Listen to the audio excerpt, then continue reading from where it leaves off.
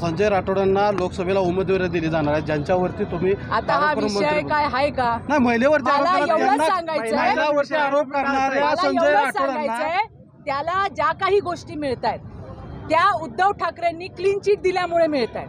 त्यामुळे तुम्ही उद्धव ठाकरेंना जाऊन विचारा की तुम्ही कुठल्या बेसवर त्यांना क्लीन चिट दिली. त्यांनी जर क्लीन चिट दिली नसती तर तो मंत्री झाला नसता, त्याला पुढचं काही मिळालं नसतं. पण क्लीन चिट त्यांनी दिली. त्या उद्धव ठाकरेंना एकदा सगळ्यांनी मिळून प्रश्न विचारा, हे मला सांगायचं. उद्धव ठाकरेंनी ज्यांना क्लीन चिट दिली किंवा उद्धव ठाकरेंनी जे केलं ते तुम्ही समर्थन करताय का? जर राठोडांना मला फक्त तुम्ही एका स्पेसिफिक विषयावरती विचारलं म्हणून मी तुम्हाला सांगितलं की माझी लढाई तर चालूच आहे. हे मी रोज बोलते, प्रत्येक वेळेला बोलते.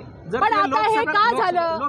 मी काय म्हणते, विरोधात प्रचार करायला जाणार आहात? मला एवढंच म्हणायचंय की या सगळ्या ज्या गोष्टी होत आहेत, ज्या डेव्हलपमेंट होत आहेत, या जर आणि तरच्या गोष्टी आहेत. कोणाला तिकीट मिळणार आणि कोण उभं राहील आणि काय होणार, माझा स्टँड अतिशय क्लिअर आहे. मी आजही लढाई लढतीये आणि माझी लढाई ही चालू राहणार आहे. मला प्रश्न फक्त एवढाच विचारायचा आहे की जेव्हा मी येते त्यावेळेला तुम्ही मला आवर्जून संजय राठोडचं विचारता आणि मीही तुम्हाला माझी भूमिका रोज स्पष्ट करत असते.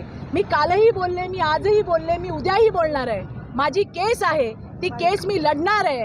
केस स्टँड आहे हायकोर्टमध्ये. परंतु या सगळ्या गोष्टी करण्यासाठी आज ज्या पातळीवरती तो उभा आहे त्या कशामुळे उभा आहे, तर त्याला उद्धव ठाकरेंनी क्लीन चिट दिली आहे. तर कधीतरी तुम्ही त्याची पण जरा थोडीशी त्यांना विचारा की बाबा तुम्ही कशाच्या ह्याच्यावर क्लीन चिट दिली.